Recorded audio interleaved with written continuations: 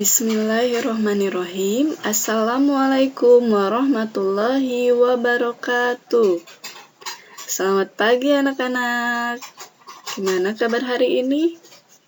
Alhamdulillahirrabbilalamin. Semoga kita semua selalu dalam lindungan Allah Subhanahu wa Ta'ala. Amin. Oke, hari ini kita akan belajar tematik 6A, yaitu cara pelestarian hewan dan tumbuhan di lingkungan sekitar.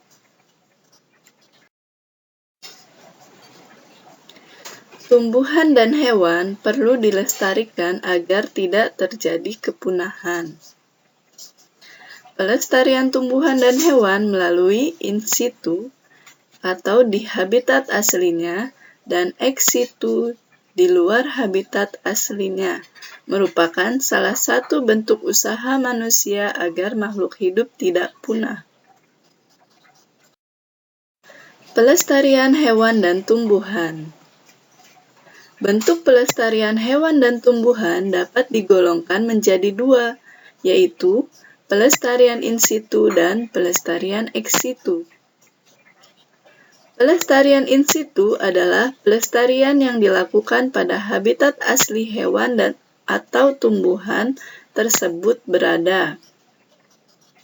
Contohnya, Suaka Marga Satwa, hutan lindung, taman nasional, dan cagar alam. Pelestarian ex situ adalah pelestarian yang dilakukan di luar habitat asli hewan atau tumbuhan tersebut berada. Contohnya, kebun botani, taman safari, kebun binatang, dan penangkaran. Pelestarian in situ. Yang pertama, Suaka Marga Satwa. Suaka Marga Satwa adalah kawasan perlindungan khusus bagi hewan yang terancam punah. Hewan-hewan yang terancam punah dapat disebabkan karena banyak faktor, di antaranya pemburuan, sulitnya berkembang biak, dan bencana alam. Contoh Suaka Marga Satwa di antaranya Suaka Marga Satwa Muara Angke di Jakarta Utara. Lalu yang kedua ada hutan lindung. Hutan lindung adalah kawasan hutan yang bersifat alami dan difungsikan sebagai pengatur tata air, pencegah banjir dan erosi, serta pemelihara kesuburan pada tanah. Contoh hutan lindung diantaranya hutan lindung Sesaot di Lombok dan hutan lindung Sungai Wain di Balikpapan. Lalu yang ketiga ada Taman Nasional. Taman Nasional adalah kawasan pelestarian alam yang mempunyai ekosistem asli dan dimanfaatkan untuk tujuan penelitian, ilmu pengetahuan, pendidikan, dan menunjang budidaya. Contoh Taman Nasional diantaranya Taman Nasional Baluran di Jawa Timur, Taman Nasional Bukit Barisan di Sumatera, dan Taman Nasional Gunung Leser. Lalu yang keempat ada cagar alam. Cagar alam adalah daerah yang kelestarian tumbuhan dan hewan di dalamnya dilindungi oleh undang-undang dari ancaman kepunahan. Cagar alam berfungsi untuk kawasan perlindungan bagi seluruh komponen ekosistem, baik flora, fauna, maupun habitatnya. Semua proses dalam cagar alam dibiarkan terjadi secara alami, tanpa adanya campur tangan manusia. Contoh cagar alam yang ada di Indonesia seperti cagar alam Penanjung di Jawa Barat dan cagar alam Lembah Anai di Sumatera Barat.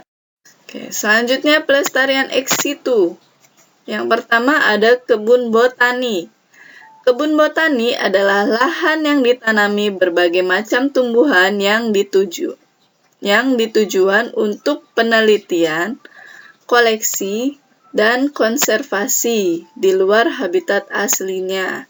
Selain itu, kebun botani berfungsi sebagai sarana wisata dan pendidikan. Contoh kebun botani diantaranya kebun botani di Kebun Raya Bogor. Lalu yang kedua ada Taman Safari. Taman Safari adalah tempat wisata keluarga berwawasan lingkungan yang berorientasi pada satwa di alam bebas. Contoh Taman Safari diantaranya Taman Safari Cisarua di Bogor, Jawa Barat. Lalu yang ketiga ada kebun binatang. Kebun binatang adalah tempat untuk memelihara, merawat, dan menjaga kelestarian hidup binatang. Selain berfungsi sebagai tempat melestarikan hewan, kebun binatang juga berfungsi sebagai tempat pendidikan, penelitian, dan konservasi satwa terancam punah. Contoh kebun binatang diantaranya Kebun Binatang Gembira Loka di daerah istimewa Yogyakarta. Lalu ada penangkaran. Penangkaran hewan adalah tempat yang bertujuan untuk melindungi hewan dengan cara mengambil dan menetaskan telur di tempat tertentu yang bukan habitat aslinya, karena dikhawatirkan jika tetap berada di habitat asli terdapat ancaman dari ulah manusia atau predator. Namun, pada waktu tertentu, hewan yang sudah menetas dan siap untuk dilepas akan dikembalikan ke habitatnya masing-masing, misalnya pada penyu. Di tempat pelestarian ex situ biasanya dilakukan kultur jaringan terhadap tumbuhan yang akan dilestarikan. Apa yang dimaksud dengan kultur jaringan?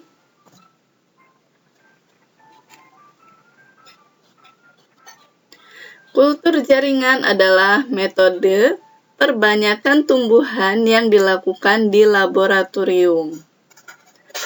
Kultur jaringan tumbuhan melibatkan tumbuhan yang tumbuh dalam media buatan dalam kondisi steril, dalam tabung reaksi, stopless, atau cawan petri.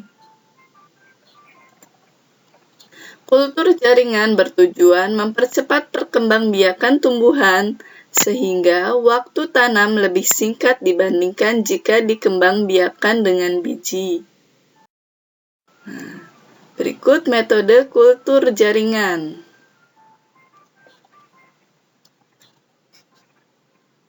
Yang pertama, bagian tumbuhan. Misalnya diambil tangkai daun. Lalu langkah kedua, bagian tangkai daun ditumbuhkan pada medium khusus yang mengandung zat hara yang diperlukan tumbuhan. Lalu langkah yang ketiga, wadah yang berisi kultur jaringan tumbuhan ditempatkan di laboratorium. Lalu yang terakhir, tumbuhan baru dipindahkan ke pot yang berisi tanah. Pelajaran hari ini. Terima kasih. Wassalamualaikum warahmatullahi wabarakatuh.